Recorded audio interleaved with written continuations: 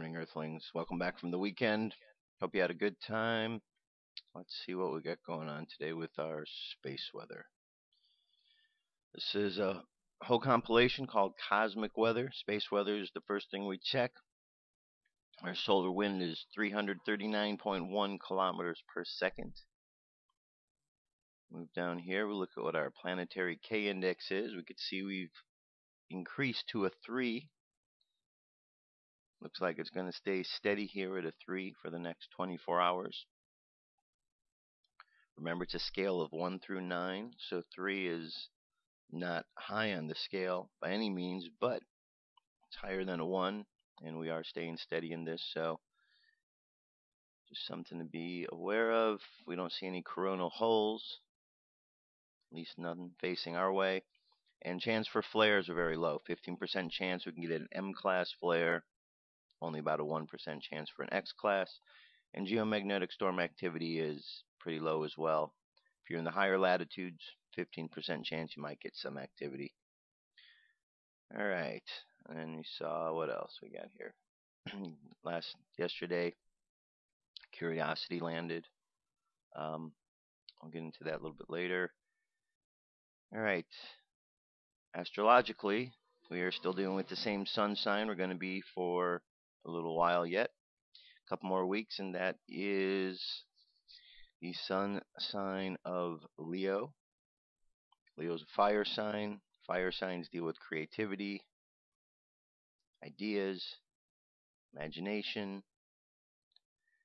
but the element of fire is what we're looking for. Fire as the conscious mind, and underneath we have the sign, the moon sign, which is Aries. Aries is also a fire sign. So today we have fire on the outside, fire on the inside. A lot of creativity, a lot of ideas, a lot of passion. Aries could be warlike if not channeled in the proper manner. And remember, today being a Mercury retrograde, that we want to make sure that communication is in a proper order before we start speaking. So just kind of take a little extra time for thinking and speaking, and actions today with this double fire going on, because we don't want to butt heads with anyone or anything. Our moon phase, 79% of the way full. We're on our way down from a full moon back down to a new moon again. And our Mayan Oracle is a 5-tone day. 5 tones are called the overtone. Kin for today is the dog. Guide for today is the mirror. So today is the overtone dog, guided by the mirror.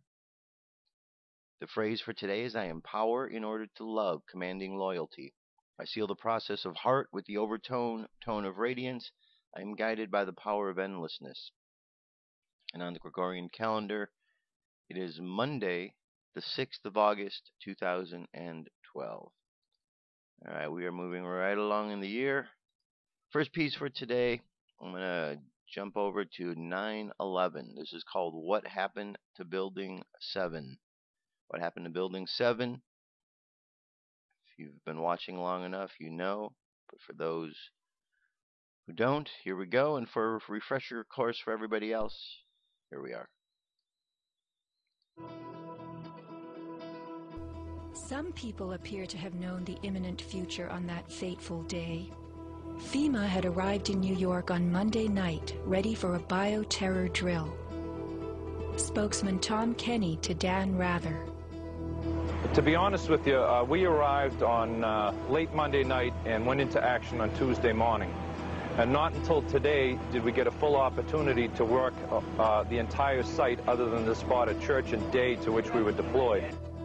And Rudy Giuliani, mayor of New York, tells ABC's Peter Jennings that he was aware the towers would be coming down. What is going on now is a massive rescue effort. Do you believe it's hundreds or thousands? I really don't want to say right now, Peter. I think it's going to be a horrible number. I saw people jumping out of the World Trade Center. I saw some of the firefighters who I know going into the building. And we were in a building in which we were trapped for about 10, 15 minutes. And we set up headquarters at 75 Barclay Street, which was right there with the police commissioner, the fire commissioner, the head of emergency management. And we were operating out of there when we were told that the World Trade Center was going to collapse. The World Trade Center was going to collapse. It was going to collapse. It was going to collapse.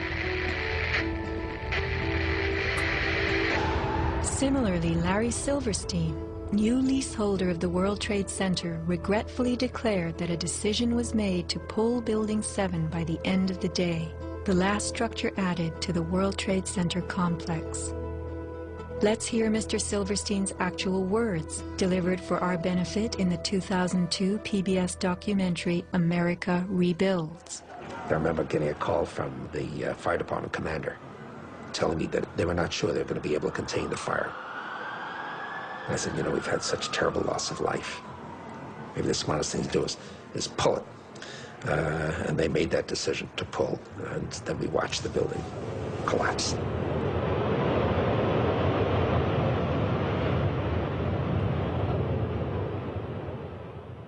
Blast, shoot, blow, and pull are terms used in the demolition industry to refer to bringing down buildings, bridges, and other structures. Because I actually blew the hospital down that I was born in. Originally, we had figured to shoot it, let it drop straight down. Then, watch Demolition Dynamics attempt a big blast. And from Ground Zero's own post-disaster wrecking crew. By mid-December, the Department of Design and Construction had leveled World Trade Center buildings 4 and 5.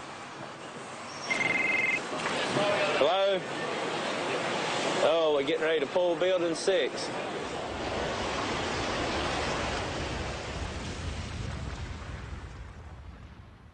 Silverstein, a commercial real estate tycoon with international political connections, acquired a 99-year lease on the World Trade Center complex in the spring of 2001. Throughout the summer, he reworked the insurance policies on his new property, making sure that it was covered for acts of terrorism. Explicit in the lease agreement was Silverstein's right to rebuild the complex if it were destroyed. After 9/11, Mr. Silverstein fought his insurers in court to obtain double his policy limits for the destruction of his property, maintaining that the double hijacking constituted 2 disasters caused by terrorists, not just one. He won and was awarded over $7 billion, a magnificent return on his original $15 million investment. My first reaction is to think about the families of those people, the tragedy, the magnitude of it. However, I firmly believe that we should rebuild.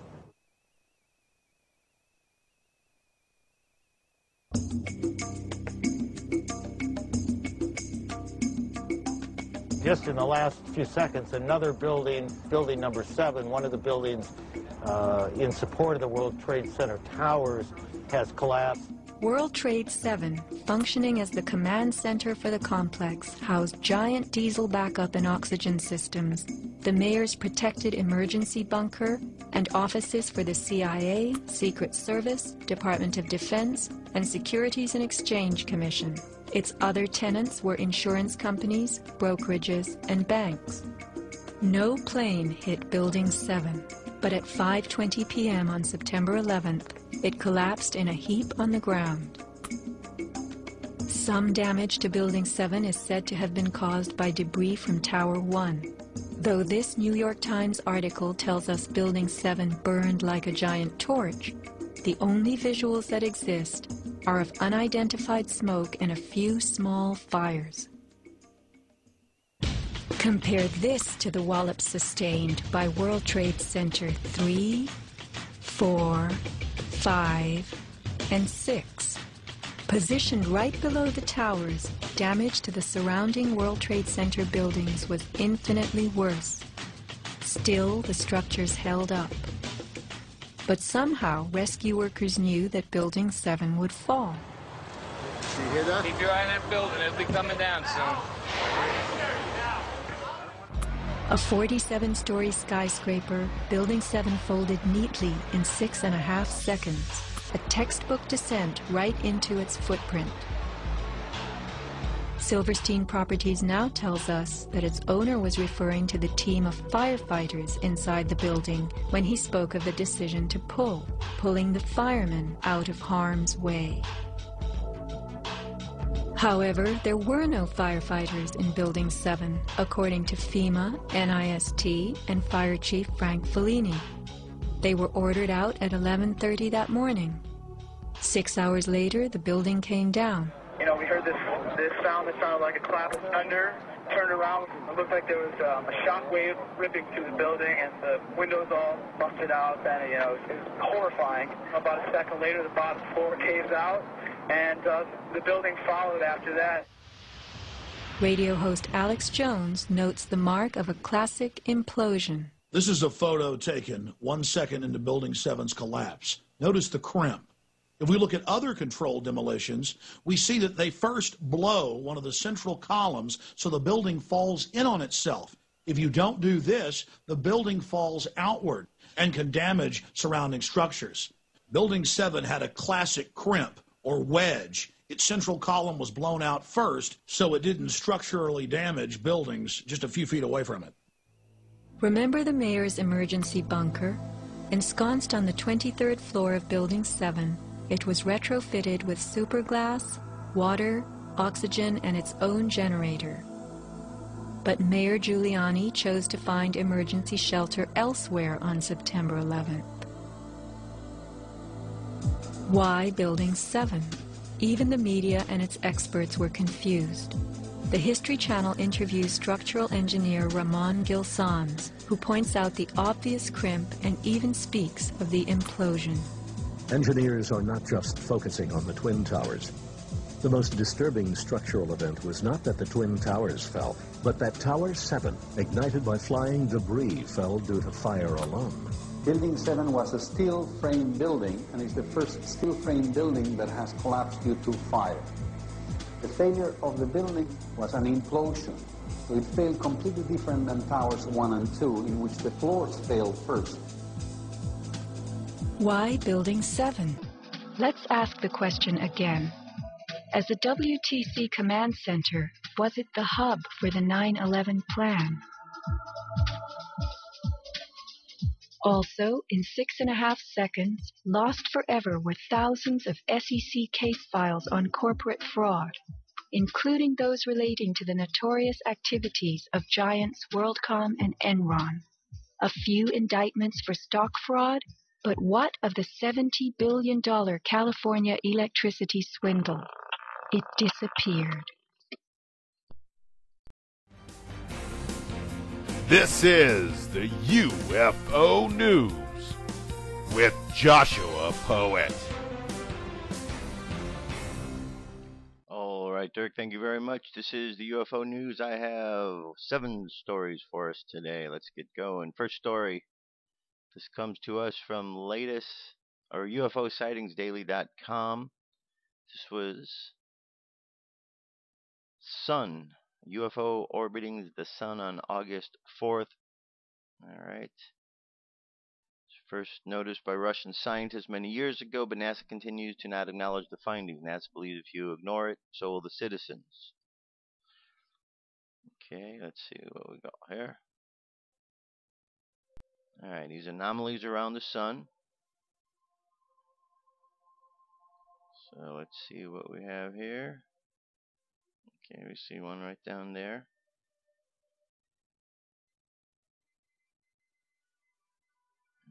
Just fast forward a little bit here. Alright.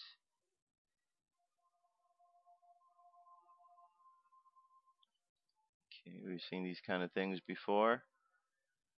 So, something to pay attention to. Objects around the Sun. Next story here. This was over Stockerau, Austria. So we see a white orb up in the sky. Okay.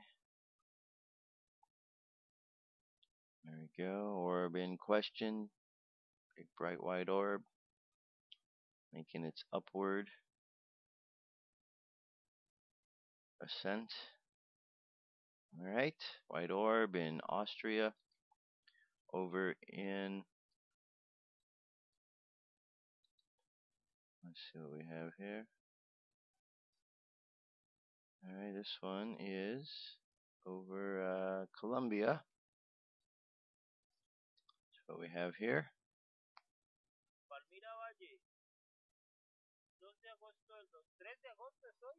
Okay, this is the one, I believe that is giving off, I think, like a mothership. Let's see here. Alright.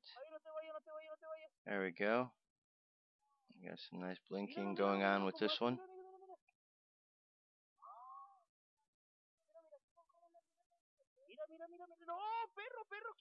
And it looks like it's things are coming off of it or something. Look at all these other. Alright. I've got another video here. Maybe we get a better angle of it. I think it's the same one. Let's see here. Yeah. Yep, same thing. So, okay, I thought I had a better angle of it. Alright, next story here. This comes to us from Tokyo. Toyama, Japan, excuse me.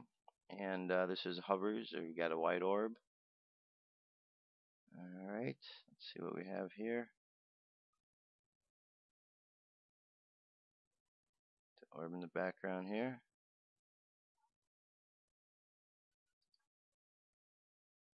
Alright. We've all seen these kind before. Right back there. And this guy behind him. At first they don't even notice. Then when they look over, there it is. There it is. Alright. Very good. Now they notice. There it is. And our last one here. This is MUFON Blockbuster announcement. Researchers located 2 crash sites.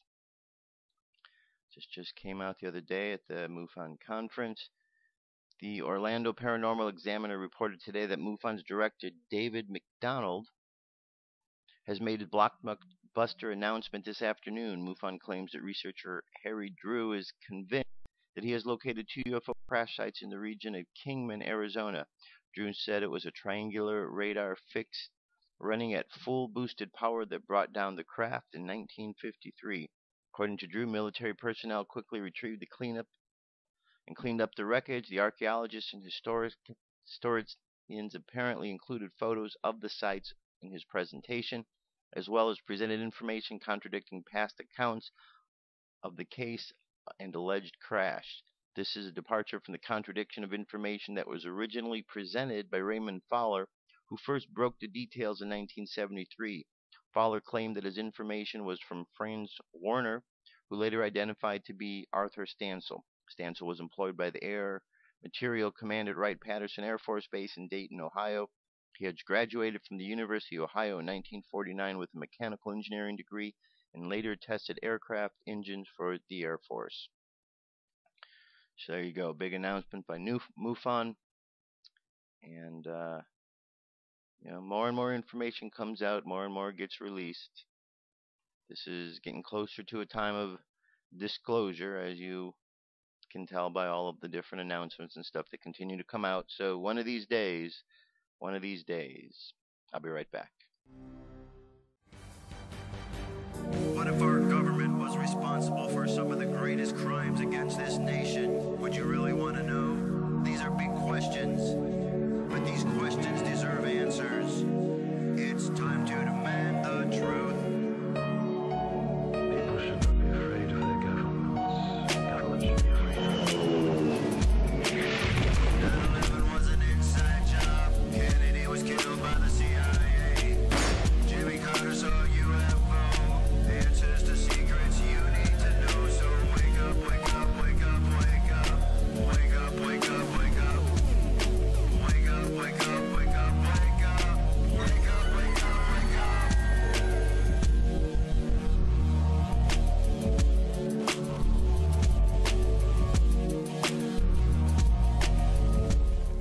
Alright, continuing on.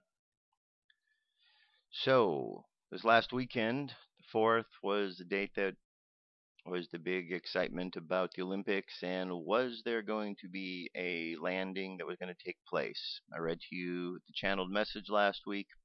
Well, it didn't appear that any landing took place, so the question is about the credibility of the channel.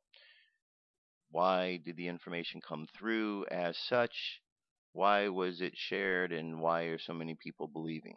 Well, obviously, people here on Earth are, well, they're very hopeful. They're looking for an opportunity because they see that down here there's so much screwed up that the only way for some solution is outside of ourselves. So there's a lot of individuals looking to outside source. Apparently, we need to deal with some of our issues on our own, and whatever the situation, whether this was a channeled information that was accurate, obviously we know that since nothing happened, but I'm going to dig more in to find out. Follow-ups and responses has been kind of quiet in that regard. Nonetheless, let's just not give up hope and anything in that regards, because there's still a lot going on, and makes me wonder if some of the information comes out is information that's put out intentionally meant to discredit the UFO community. People get all excited about events, think things are going to happen, and then they don't. And then it is kind of suspicious, as I've mentioned in the past, that Nick Pope was the one who made this first announcement that there could be UFOs, could be a sighting. And, well, as I told you, and if you've heard Nick Pope in the past, you've heard him on programs, towing the party line. So I'm not exactly sure what he's about sometimes. All right, so that's what's going on with that. No major landings or anything occurred at this point in time, but don't worry, things will pick up. Now, you heard about this horrible shooting that took place in Wisconsin over the course of the weekend, and these things have become a bit too common. We just had the one in Colorado. I believe there's one up northwest, and now we've got the one out here in Wisconsin. Question is everything that happened there in Wisconsin exactly the way it is, or is there something more than meets the eye? Well, all these cases seem to have something more than meets the eye. So let me go ahead. I want to bring up some of the coverage that was going on with this here. Let's see here. We just had the live stream.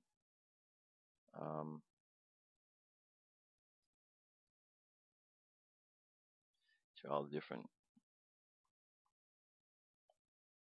All right, this has let's see what we got here. Say that the tremendous work still ongoing that has resulted today in some of the findings that the chief and my colleagues will discuss with you in just a moment or so is a direct result of that very core. All right, so obviously they're dealing with the issue, but I'm going to get into some of the things and issues about this that are things you may have not heard in the news. There's some connections that have been brought to light that are, well, a little bit interesting. See, there's a movie that was about to come out, and probably still come out, about UFOs. Dr.Steven Greer was involved with it, and the filmmaker that was involved with him just so happens that his father happened to be one of the gentlemen that was shot in this temple. So is there a coincidence that a major UFO disclosure movie is about to be released and the father of the filmmaker is killed? Well, we know about coincidences. They usually happen because somebody plans them that way. All right, so let me go to this first piece. This is, gentleman, he's quite upset by the whole situation, as you can imagine. And I think as you hear what he has to say, you will understand exactly the reason for his upset. Folks, unbelievable. I just got a notice from one of our wonderful subscribers, Arm Kalika's father. Arm Kalika is the fellow working with Stephen Greer for the Sirius project. His dad was shot at that temple.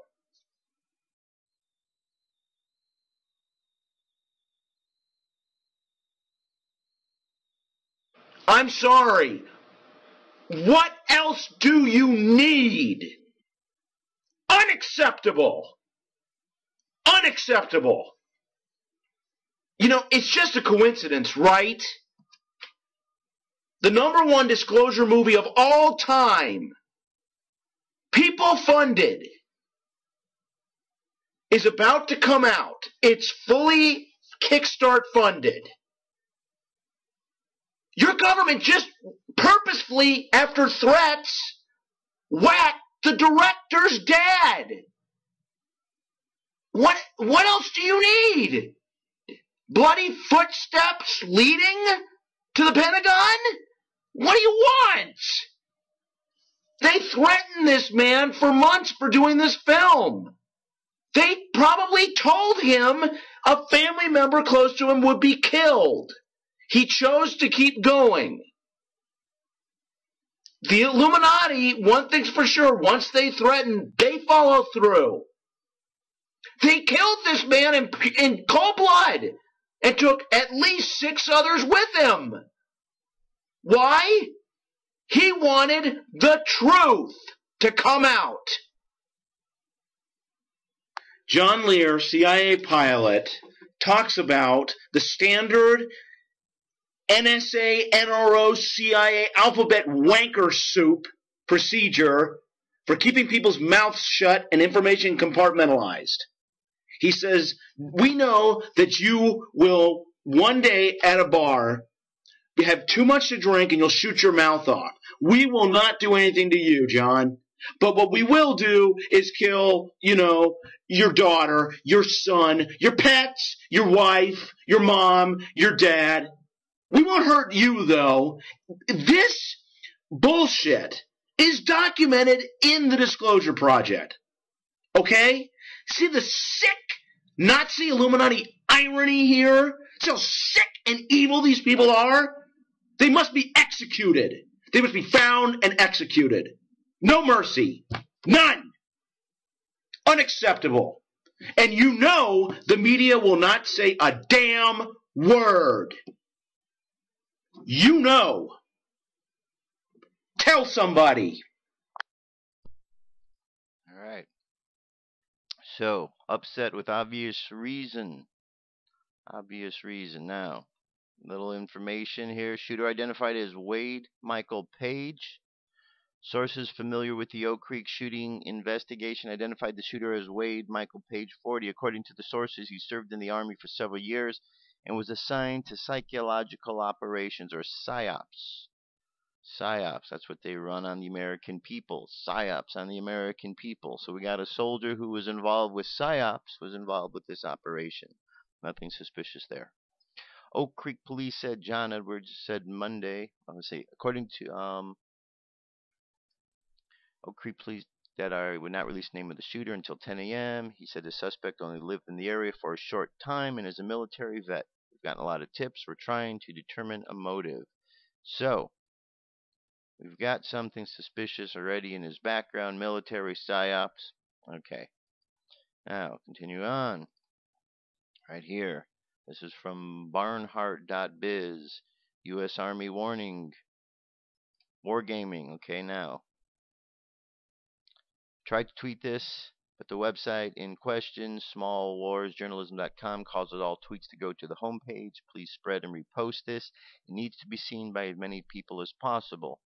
This isn't some wild BS from the Alex Jones site. This is the real deal. The author is a retired colonel currently on staff at Fort Leavenworth, which is the hub of the All-Flag Officer Advanced Education and Indoctrination. Fort Leavenworth is not called the Little Pentagon for nothing. This piece is lengthy but worth the read. It is basically wargaming and how the United States military would be deployed to put down a Tea Party insurgency. Okay. So I brought that in here. Just give you a little notice about that. Just keep this in mind. Okay. These are all pieces of the puzzle. Maybe on their own they might not have any. They have their own meaning, but when you put them in the big puzzle. Let's take a look at this trailer here from the upcoming movie then that this gentleman was working on, ARM. Here we go. What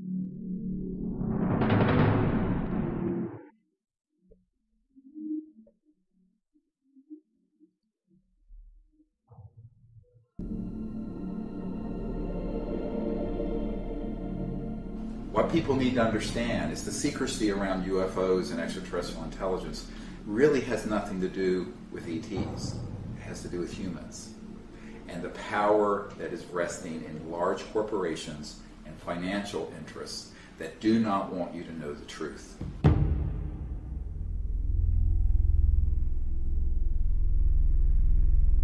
And here it is.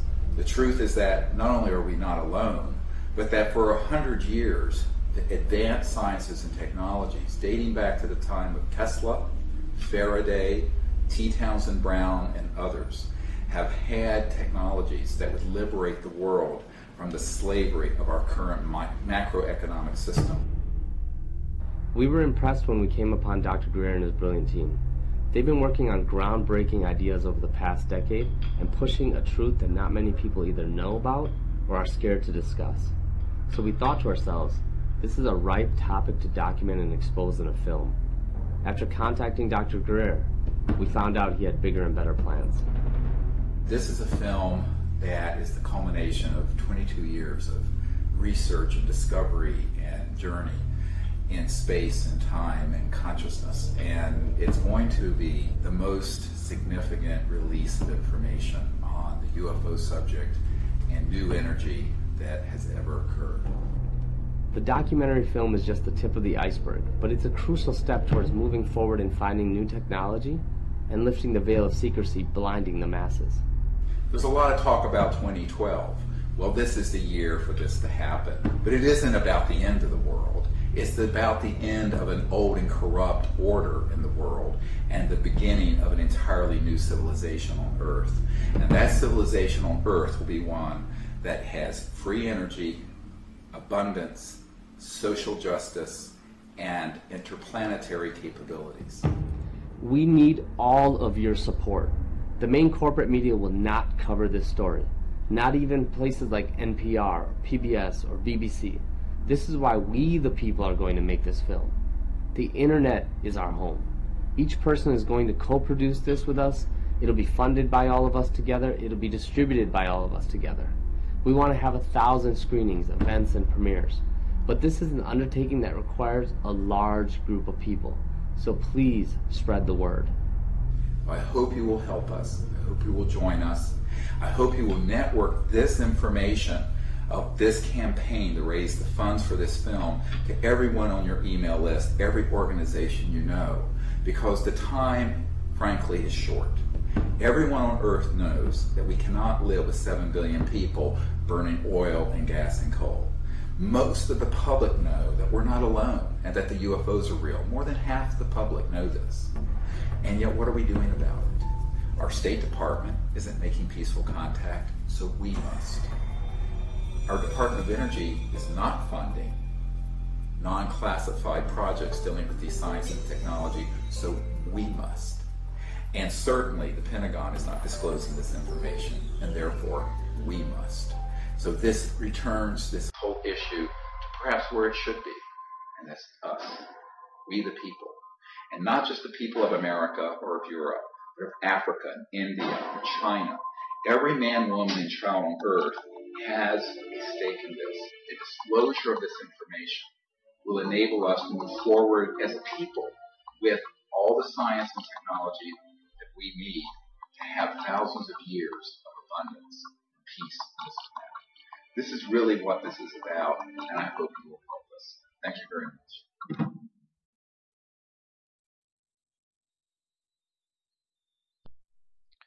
Okay, so our prayers go out to Harm Khalida and his father and all those who were injured in this horrible incident. If indeed there is the connection that to this, there must be something important in this documentary that someone is wanting to keep quiet, but now more than ever the information needs to get out because, well, we could see that the government obviously is willing to kill for it, if indeed that is the case.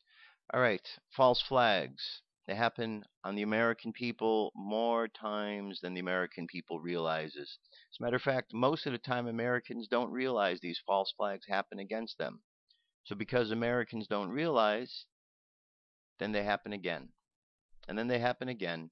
And then they happen again. And pretty soon Americans are so conditioned that they don't even think twice when these events happen. Yet they're false flags against the American people. When people get smarter, these false flags will stop happening because people will realize. Again, I say to you, if this was a television show, if what's going on in the world was presented to you in a 1-hour television show, any of the events, I would guarantee by the end of that show you would understand who did it, why they did it, because you would have put all the pieces together. All the same clues that you see in life right now, I bet if you saw them in a 1-hour show and you put them all together, you would know the answer. You would understand about false flags. You understand when you watch shows that these false flags happen in TV shows. It's happening in real life. This is called false flag operations for dummies. It's a 2.5-minute piece, but it explains a lot.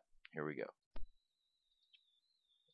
The expression false flag comes from the days when flags were used for identification.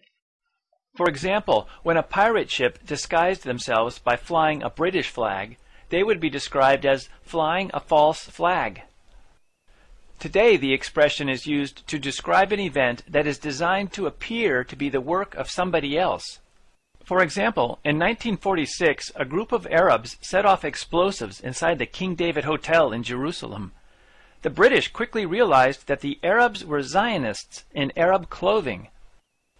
In 1967, the USS Liberty was attacked by Arabs in unmarked airplanes. However, the ship did not sink, and the unmarked airplanes were soon identified as part of the Israeli Air Force. In 2001, the Arabs attacked again. Sometimes the Zionists take advantage of naturally occurring events. For example, in 1991, Rodney King was speeding down the highway with a couple of passengers. He led the police on a high-speed chase. When Rodney finally gave up, the police were angry. The passengers of the car got out and obeyed the police, but Rodney refused to cooperate. The police lost their temper. The Zionists saw this as an opportunity to create racial fights. They ignored the passengers of the car and fooled tens of millions of Americans into thinking that these policemen were beating Rodney simply because he was black. Almost everybody's source of information in 1991 was the Zionist news reports, so the Zionists had nearly total control of the population. In the days prior to the trial of the policemen, the Zionists told the Americans that the blacks would riot if the policemen were not sent to jail. As predicted, in April 1992, there were riots in many cities. If that same event were to happen today, a lot of us who are familiar with Zionist tactics would be asking, if the black people are angry at white policemen, why would they burn Frederick's of Hollywood, which is an underwear store? And why would they burn their own neighborhood? Today, a lot of us would be looking at which buildings were burned, who received insurance money, and who was benefiting in other ways. The lesson to learn is that Zionists frequently try to trick us into fighting with one another. However, it is the Zionists who are the world's primary enemies. All right, so as you can see, there's a history, and this is just one take on it. There's more. I'll bring up some more this week. False flags have been going on for a while, and people need to wake up about them because it's, I don't know, people are so gullible these days in the things that they get fooled into not looking at just because the government says don't look there, this is how it happened. I just, it's mind-boggling. Okay, today is an anniversary date, but not a good anniversary date. It's an anniversary date when America decided to nuke another country, Hiroshima. And this is the 67th anniversary of the world's first atomic bomb attack. I got an article here for you. Ceremony money was attended by the grandson of Harry Truman, the U.S. president who ordered the bomb dropped on the city of Hiroshima. About 50,000 people gathered in Hiroshima's Peace Park near the epicenter of the 45 blast that destroyed most of the city and killed as many as 140,000 people. So, how hypocritical is it that America tells any other country in the world what to do with nuclear power, nuclear bombs, or anything of that nature, yet America was the first country to drop a bomb. And then they did it again. So it's kind of hard to take America seriously when they're so hypocritical in talking about what they're doing with the nuclear program. Shouldn't have dropped the bombs to begin with. That's a bad example for the rest of the world, and people should be waking up about this, but unfortunately. All right. Got a new crop circle here. This is the latest one that showed up on the 5th. Spiral. Okay. Very interesting indeed. What do you make of this one? Some sort of portal.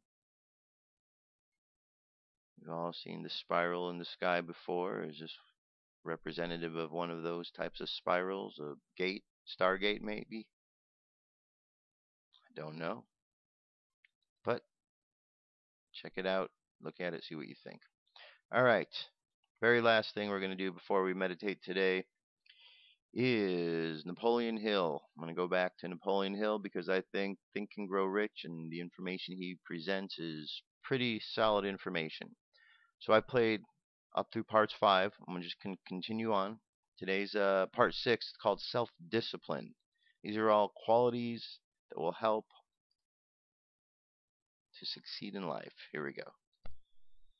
This visit brings us to the 6th principle of success, without which the 5 principles I have given you previously would be useless.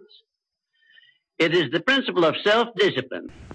Self-discipline, as I am presenting it to you here, has reference not only to your mastery of negative habits, which stand in the way of your success, but more particularly to your development and enforcement of the positive habits you will need in order to avail yourself of the 6 assets you brought over with you in that sealed envelope I mentioned in our first visit. Now let me give you a list of the more important things over which you will have to exercise self-discipline before you can embrace and use the great master key to riches.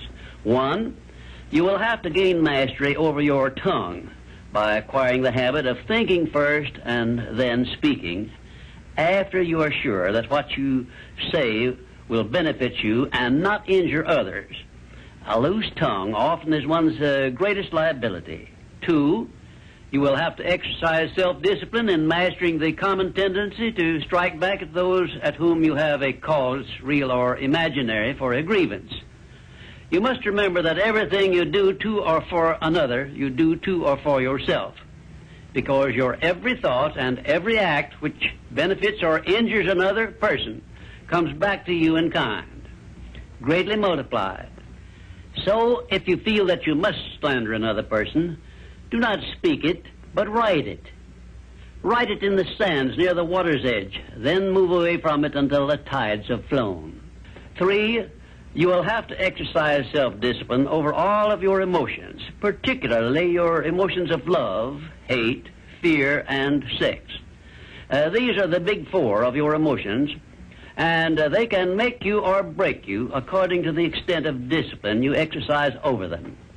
4, your mental attitude needs discipline and control at all times. Lacking this discipline, it can, and it often does, drive away friends, destroy opportunities to get ahead, brings on physical and mental illness, develops stomach ulcers, and makes peace of mind impossible. 5, I have reserved the emotion of sex for special mention, because failure to exercise self-discipline over this emotion probably heads the list of all the causes of personal failure. The emotion of sex is the most powerful of all emotions, and it is nature's great creative instrument with which all species of living things are perpetuated. The proper means of self-discipline of the emotion of sex is transmutation, the control and direction of this great emotional feeling toward the attainment of worthy purposes, such as the fulfillment of one's major purpose in life. The great leaders, artists, orators, industrialists, and professional people have learned the art of sex transmutation through the proper system of self-discipline. Because of the delicacy of the subject of sex emotion, I am limited as to the information I can give you about it on this visit. But I have covered the subject much more in detail in some of my books. And 6, your stomach also needs discipline through the proper habits of dieting and fasting. Because information on dieting and fasting should come from your own doctor. I will not go into details concerning them, except to call your attention to the need for knowledge on this subject. Personally, I attribute my sound physical health mainly to the habits of dieting and fasting, which I have developed through the years. And 7, you will need to exercise self-discipline in relation to religion and politics, because our country, which is the most acceptable form of society civilization has yet produced, is made up of people of varying beliefs in connection with both of these subjects. To be happy and prosperous in our country, we must learn to live and to let live, to give others the privileges we ask and demand for ourselves. And this often calls for strict discipline over self. 8, but I have reserved until the last my reference to the most important circumstances over which you must exercise the strictest of self-discipline if you are to embrace and use the great master key to riches. I have reference to your profound privilege of taking possession of your own mind and directing it to whatever ends you may desire. You cannot take possession of your own mind or direct it to definite ends without a practical system. I have devoted the better portion of my past life to the revelation and presentation of such a system. And I know that this system works because it has been successfully used by many millions of people throughout the world. The system is not only practical and workable, but it is so simple that anyone who is ready for it may master it and use it successfully. Its use does not call for a genius nor a great amount of formal education. It calls only for a will to take possession of one's own mind and a definite purpose to which the mind is to be directed. Self-discipline by Thomas A. Edison made him the world's greatest inventor, who revealed to mankind during the first half of the 20th century more of nature's secrets than had been uncovered during the entire previous history of civilization. Self-discipline carried Wilbur and Orville Wright through a multitude of failures and enabled them finally to give the world its first practical airplane, an achievement which has made the world smaller and changed the entire trend of civilization. Self-discipline helped Helen Keller to triumph over deafness, blindness, and dumbness, a combination of afflictions such as most people never experience. Self-discipline helped me to carry on through years of heart-aching discouragement and defeat and give the world the first practical philosophy of success based on the know-how gained by hundreds of men and women who spent a lifetime by the trial and error method in discovery of the principles which lead to personal success. Self-discipline is among the top-ranking features of all the great religions, including, of course, the Christian faith. And there are some people who believe that our major purpose on earth is that of developing wisdom through struggle and self-discipline. One thing is certain: no one ever becomes very wise without the aid of self-discipline, and no one ever finds peace of mind and happiness without the strict exercise of self-discipline. Self-discipline is the only means of transmuting sorrow into faith. It is the only means by which we may transmute hatred of others into the milder emotion of sympathy for them. It is the only means by which we may reveal and profit by the seed of an equivalent benefit which comes with every adversity and every defeat. It is the only means by which we may shut out of our minds the deadly effects of past experiences of suffering and unpleasantness. And it is the means by which we may discover that other self we carry around with us, that self which has great capacity for belief and does not become influenced by failure and defeat. Self-discipline can give us freedom from the fear of death, the most difficult to master of all of our fears. It can free us from the disease of hypochondria, the fear of imaginary illness with which so many people suffer and sometimes die. Self-discipline is the means by which we may think our own thoughts, live our own lives as we wish to live them, and remain forever free from the evils of fears and limitations which we have inherited from the dark ages before the dawn of civilization. The Creator never gives one an asset or benefit without passing along with it the means by which it may be embraced and used. Self-discipline, therefore, is the means by which the Creator provided us with a method of embracing and using the only thing over which we have unchallengeable control, the power of our own thoughts. And now, until our next visit, may I remind you that the habit of taking the line of least resistance makes all rivers and some men crooked. All right, very good, very good. Lots of good insight there. All right, last thing, let's do our meditation for today. So go ahead and close your eyes. Close your eyes, relax. All right. Imagine that you are waking up from a long night's sleep. And when you wake up, you feel very rested. And you stretch. And as you open your eyes and look around the world, you see the world differently than you did before you went to sleep. And you realize that while you were in your dream state, your unconscious mind told you about what was going on in the world. So when you awoke, and as you look around the world, your conscious mind is aware of what is happening, because the unconscious mind was on guard and was paying attention. And we realize that in each and every moment we have this opportunity.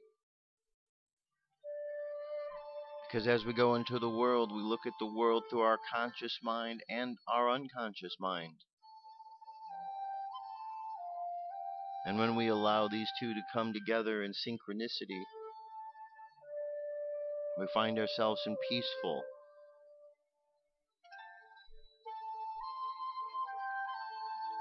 places, peaceful ways. So let's imagine ourselves walking in peace, in synchronicity with our conscious and our unconscious mind. And let's imagine as we walk the path of peace, others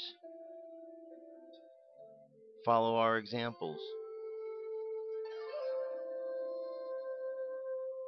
And as they walk in peace, others follow their example. And we realize that we all affect everyone else by the things that we do. And that no person is too small, and no idea is too large. For we all are part of the same human family.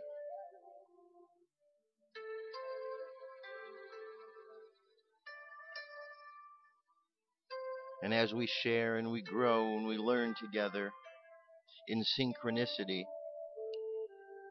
we find ourselves as a planet evolving.